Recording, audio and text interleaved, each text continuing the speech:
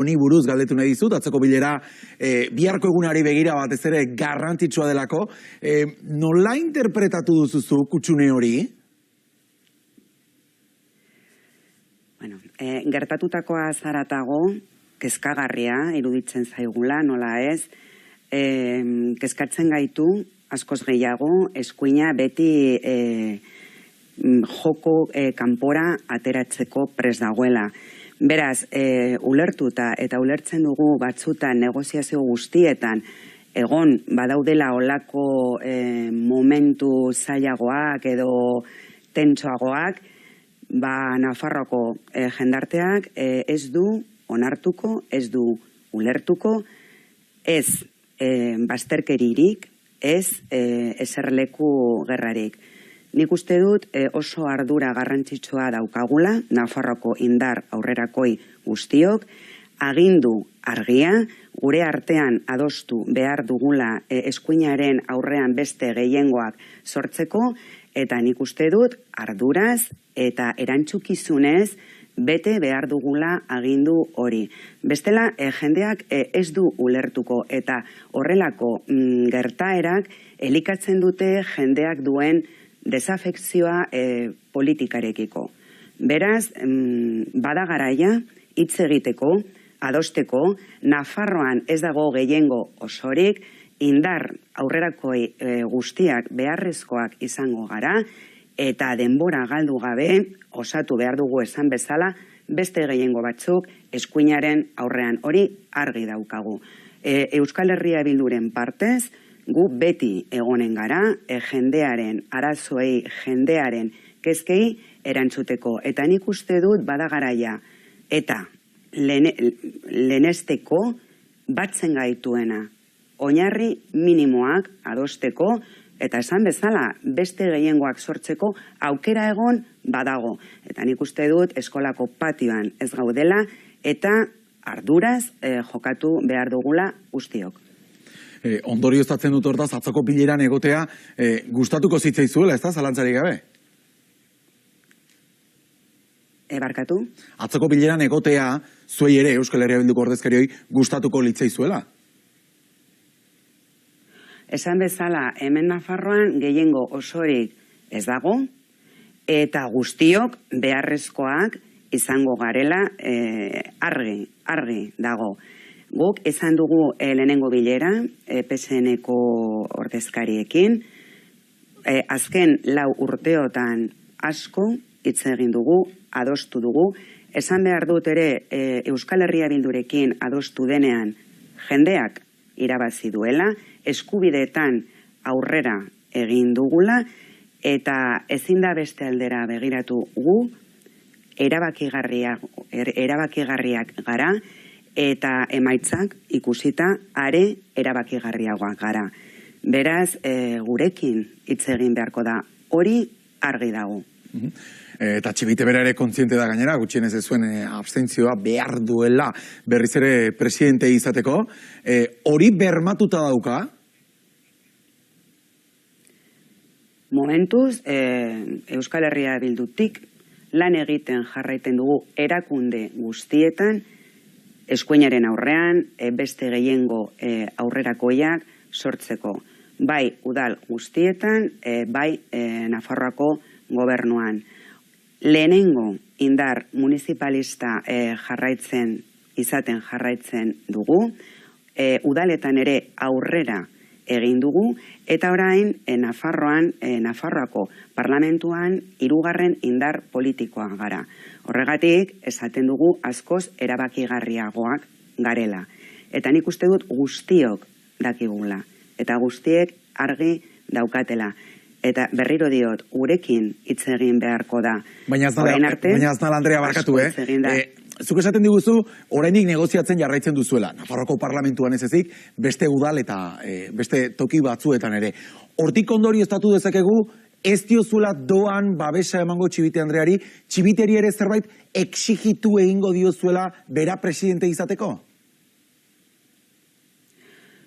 Guretzat lehentasunezkoak dira edukiak. Edukiak eta oso argi daude gure lehentasunak zeinek diren.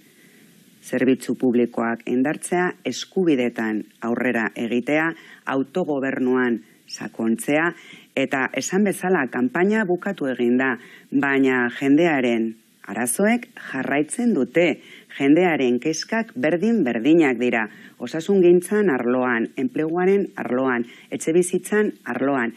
Horregatik esaten dut arduraz eta erantzukizunez jokatu behar dugu oraintxe bertan guztiok eskuinaren aurrean beste gehiengoak sortzeko. Aukerak egon badaude eta Nafarroako jendarteak oso argi hitz egin du eta oso agindu argi eman digu hori egiteko. Beraz, erakunde guztietan jarraituko dugu lan egiten hori lortzeko. Bazen eukaten, Txibiterekin elkartu horretik itxaropena bilerak zertxo baite gehiagorako emango zulak, eduki gehiago jarriko zirela mai gainean, segia esan zure hitzak entzun edo Alzorizenak entzun, balorazio desberdin xamarrak iruditu zitzizkigun, ze Alzorizek bai ez da zuen gauza bakanetakoa izan zen, ez duela Euskal Herria Bildurekin ezer negoziatuko?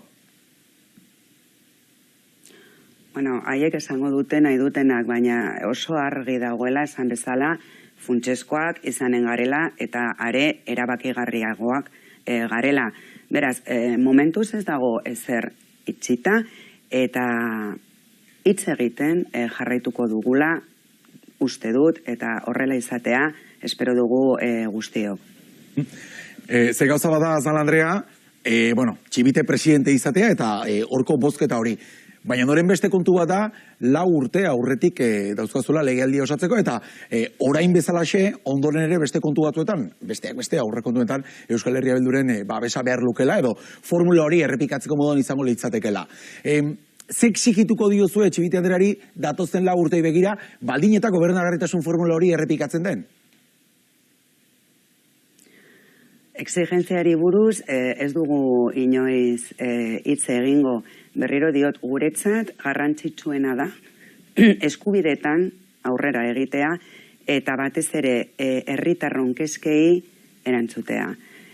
Bistan geratu da, argi geratu da, Euskal Herria Bildurekin adostu denean Nafarroako jendeak irabazi duela eta guztiok onartzen dugu hori.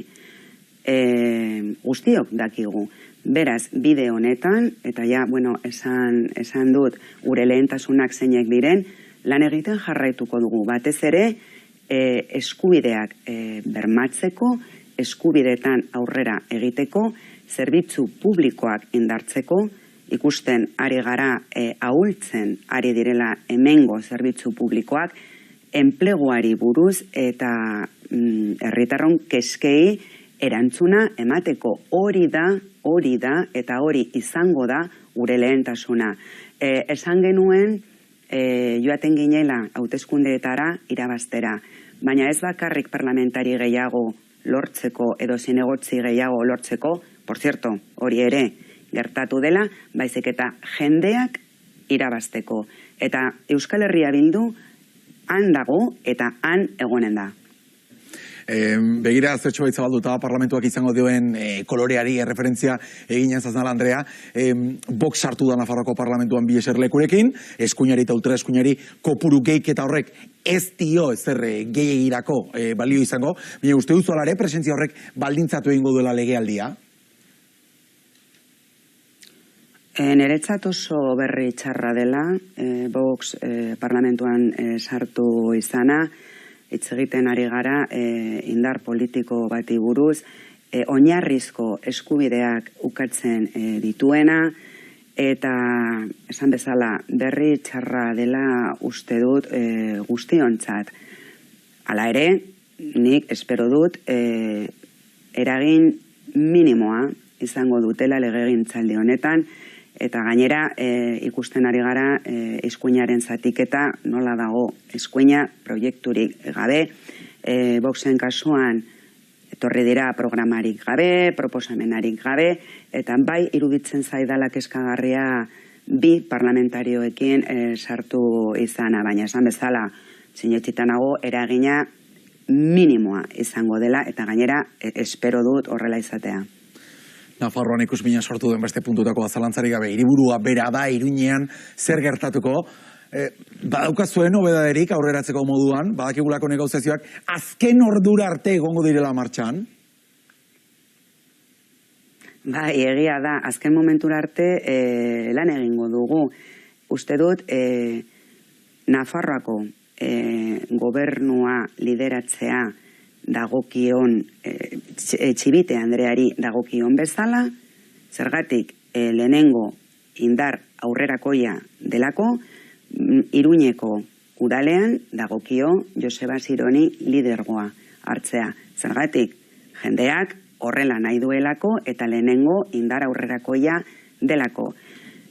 Askotan esan dugu bide bakarra, bide demokratikoa dela jendearen borondatea errespetatuz. Uste dut Joseba Asironek ere oso argi utzei du eta gainera eskuzabaltasunez helarazi die beste indar aurrerakoiei eskaintza bat minimo batzuetan oinarrituta elkarrekin lan egiteko, hori defendatu dugu denbora osoan eta han jarraitzen dugu. Joseba Asironi Euskal Herria Bilduri dagokio Iruñeko udalean lidergoa hartzea. Hori da aukera bakarra eta hori da gainera berme bakarra Iruñan ere eskuinaren aurrean beste gehiengo aurrerakoiak sortzeko. Ondo dakizuela ere Andrea gauzak izugarri aldatu beharko luketela hori gauzatu izateko, Asiron bera alkate izateko esan nahi dizut, eta egia berriz ere, eta aste honetan batez ere, eta alzorri zen hitzak berreskuratuz, orain arteko modurik argienean, esan duera Koldo Martinezen hautagaitza hori defendatu egingo luketela. Horrezak itzuen ikuspuntutik aldaketarik baute daukazuen? Guk ez du onartuko hirugarren biderik, batez ere Euskal Herria Bildurekiko bazterkeria bermatzen dutena, edo hori ez da jendeak nahi duena. Eta hori ez da ez litzateke izango jendearen borondatea errespetatzea. Beraz oso argi daukagu beti defendatu duguna eta non mantenduko non egonen garena. Eta hori da, Euskal Herria Bildu, Joseba Asiron, Iruñan ere gobernua lideratzea. Hor, ia egonote daitekene azken horretako sorpresari galdetu nahi dizun, ia orain arte elkarrezketatu ditugun ordezkari guztiek bintzat Kristina Ibarrola ikesten dutelako alkate, portzentake oso altu batean, benetan daukazue konfidantza, azten da nahiagoak gauzak horremeste, Andrea, parkatu, horremeste aldatu daitezkela? Azken momentura arte guk lan egiten jarraituko dugu, eta norbaitek oparitu nahi badio eskuinari Iruñako gobernua, haiei dagokie azalpenak ematea. Baina nik uste dut jendeak ez dute ulertuko. 2019an okertu ziren, PSN-koak okertu ziren, berriro gertatzea eta berriro 4 urte eskuina Iruñeko udalean egotea, Iruñeko gobernuan egotea, jendeak ez du ulertuko, baina haiei dagokie azalpenak ematea. Laura Aznal, eskerrik asko, gurekin izateagatik, animo biharre egun komplikatu xamarra izango duzuelako aurretik, eskerrik asko.